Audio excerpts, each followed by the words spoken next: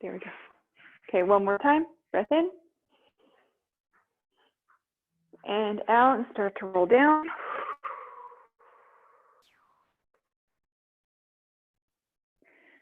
Soft bend in the knees. Straighten them back up. And return yourself back up slowly. Finishing with gaze off into the horizon. Good. We're going to go down to the ground. We can all look at him. There we go. All right, so we're going to go into a child's pose. And we're using child's pose, I'm going to bring this down, to work on our ankle plantar flexion mobility. And my dog is going, gotta get right in the shot. So for this, I want you to ease into it. You're going to sink back onto your heels. And shifting back and forth to try to get this down to the ground. Now, what you want to look for is your feet doing this. If they're sickling in, you want to try to keep them nice and parallel as you sink back.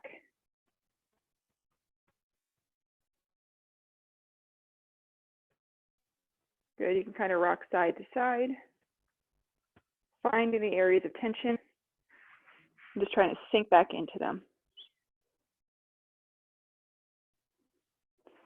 You can go into a full child's pose. And take a nice big breath in. And out.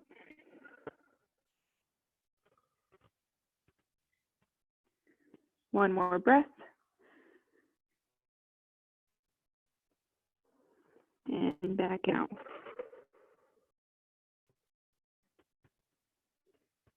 Walk yourself back up. And now, Devin, this one's where you want to be a little bit careful. You're going to bring yourself onto your toes. And we're going to work on rocking back.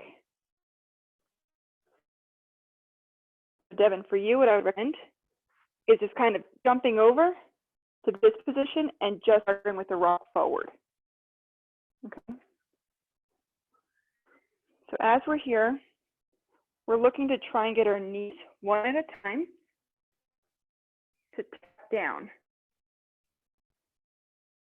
This is a really nice stretch if you have a history of plantar fasciitis, because we're getting a nice stretch at the bottom of the foot and mobilizing that big toe, which is very, very necessary for push-off in walking, but also for balance. Probably the most important thing for balance. Tap down. You can also sink back, trying to get your heels to touch. You might need something to hold on to. For a nice deep squat. So we're getting a lot of hip flexion, called dorsiflexion. And as we shift forward, toe extension. So the ability to sit in one of these deep squats is huge. And it's something that we want to try to keep working at throughout our lives. Oh, that's nice, Barbara. Good. Now we're going to go into our hips.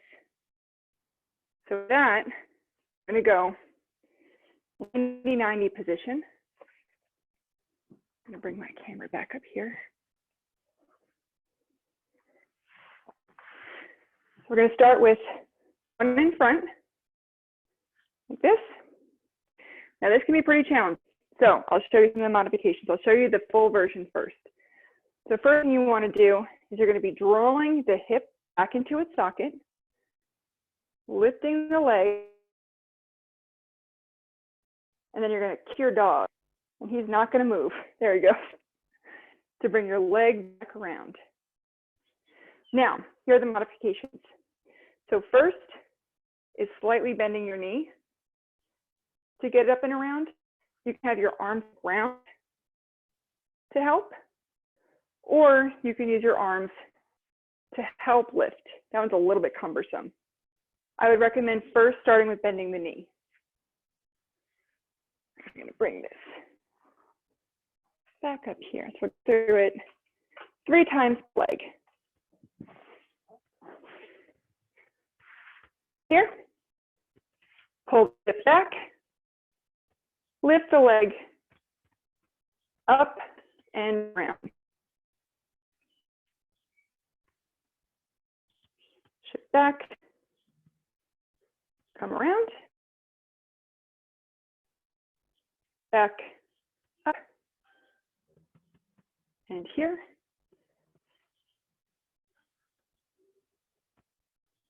Good, so this is getting us hip internal rotation, but also strengthening our hip flexor out into our glute med. After finishing the third, we're going to work on pressing up. So we're going to press our knees into the floor to lift up and get some hip extension, abduction. Now again, if it's challenging, arms down and use them to help you push up.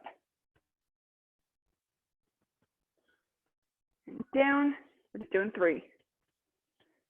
And back up and down. So now we're going to switch sides. And now bend, left leg in front, or whichever one you were doing. Nice dog hair. We're going to pull the hip back and in, lift, and rotate in. Man, it's going crazy over there. Bring it around. 2 more. 1. And it's important to notice the difference side to side. They're not going to be equal. And it's noticing which hip feels a little bit tighter, which hip is a little bit harder, which leg is harder to lift up. Okay, we're going to go into our press ups. We have 3 of those. Push up. Feel a nice hip flex stretch. And back down. Also, I notice on this side, when I go down, I always want to plop. There's a moment where I want to just do this. So I need to work on controlling that range. I'm going nice and slow. So this side, I need a little bit of extra attention on. I think that was 3, but we're going to do 1 more for good measure. Back up and down. Okay, we're going to do 1 more for our hips. So for this, we're going to go onto all 4s with 1 leg out to the side. Good. So for this, we're getting a nice adductor stretch. And now we're going to activate our hip abductors.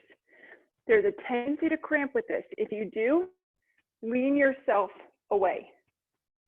So what we're going to do, we're going to press this leg into the ground and lift this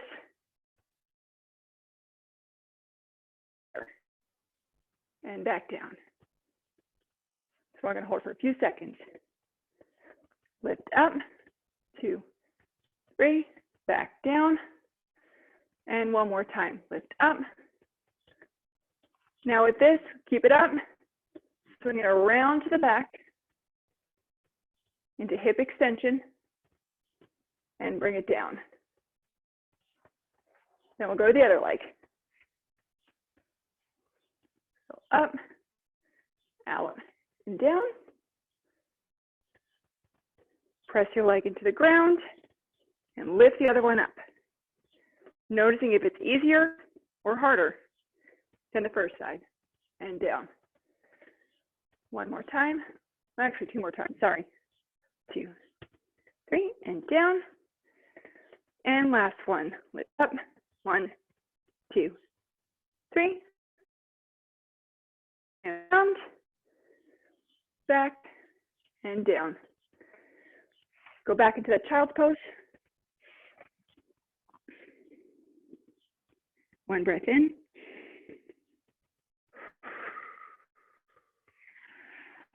Into that low squat.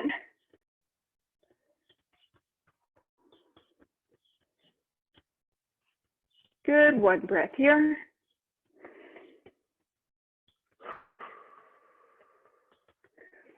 Lift up your hips.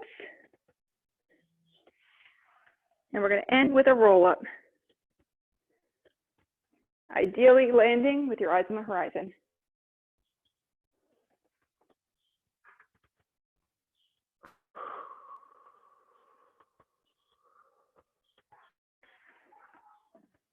Give ourselves one more breath here.